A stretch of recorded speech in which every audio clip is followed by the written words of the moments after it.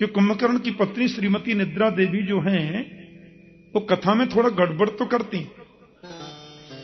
हां, एक माता तो मेरे से बोली, ठाकुर जी थे इतनी सोनी कथा बाँचो थाने के बताऊं महाराज।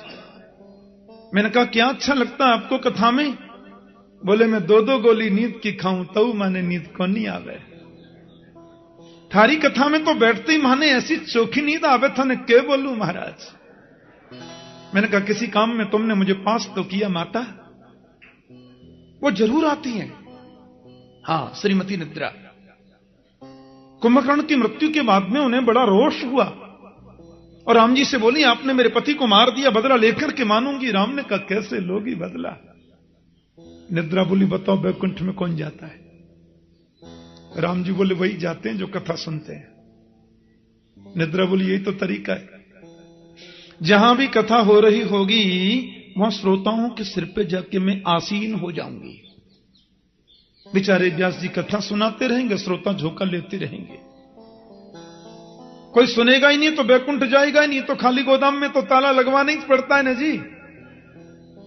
राम ने कहा बरोबर है देवी, लेकिन अपन भी एक नियम लगा देंगे। बोले क्या? कि हर 5 मिनट बाद जय श्री कृष्ण बुलवा दिए करेंगे।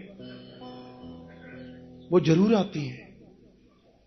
तो 8 दिन का यह अनुष्ठान है हमारा, उसमें आकर वो विघ्न न कर दें, इसलिए जय श्री कृष्ण जरूर याद रखा करें।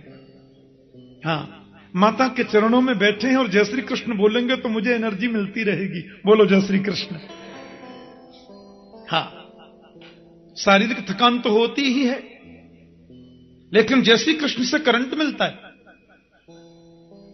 अब उन शौनकादि ऋषियों ने आदरणीय सूत जी को देखा, सब खड़े हो गए। पधारिए, बहुत कृपा की आपने। अब देखो महाराज, वो तो उनको प्रणाम कर रहे हैं और वो उनको प्रणाम कर रहे हैं, दोनों के सामने लेट रहे हैं। कह नहीं आप ये क्या कर रहे हैं महाराज?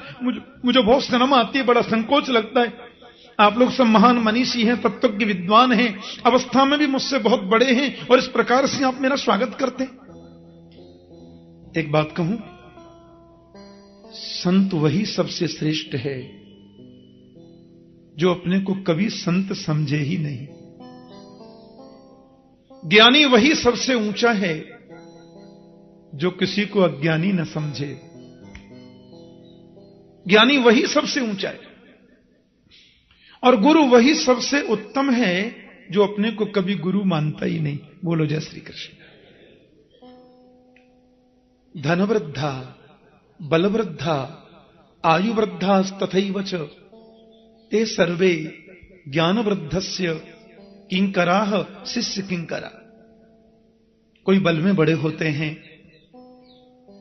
कोई आयु में बड़े होते हैं, कोई धन में भी बड़े होते हैं, लेकिन ते सर्वे ज्ञानवृद्धस्य, ज्ञान में जो बड़ा होता है ना, वो सबसे आदरणीय और सबके लिए पूजनीय होता है।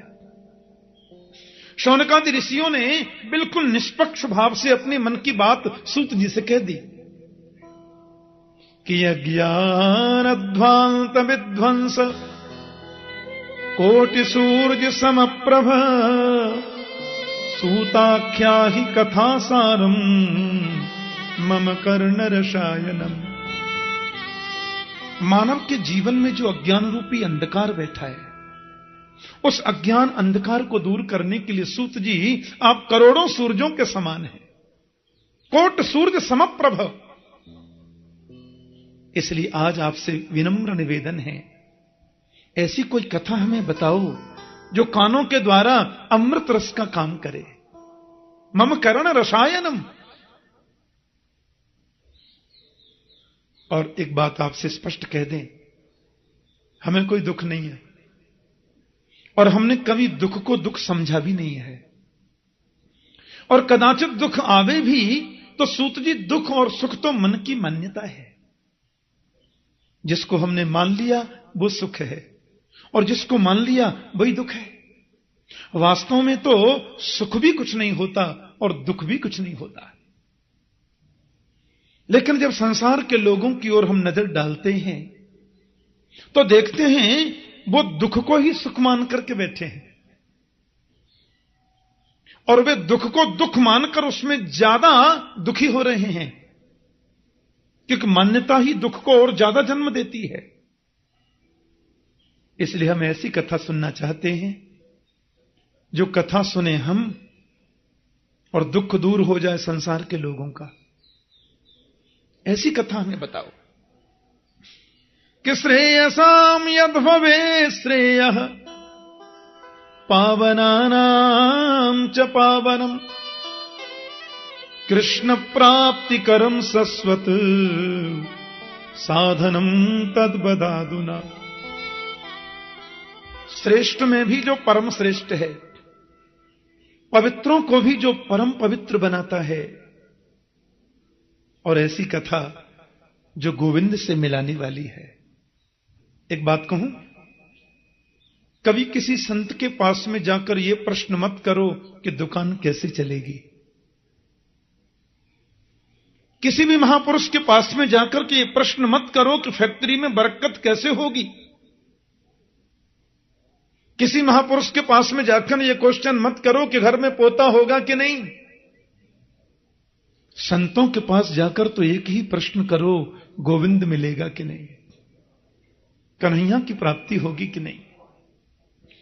और यह प्रश्न आपने किया है क्यों? सर्वोत्तम प्रश्न है, इससे ऊंचा कोई प्रश्न नहीं होता। और ध्यान देना, दुख भी मिलेगा हमारे कर्मों से, सुख भी मिलेगा हमारे कर्म से, लेकिन भगवत शरणागति, गोविंद की प्राप्ति तो संत कृपा से ही संभव है।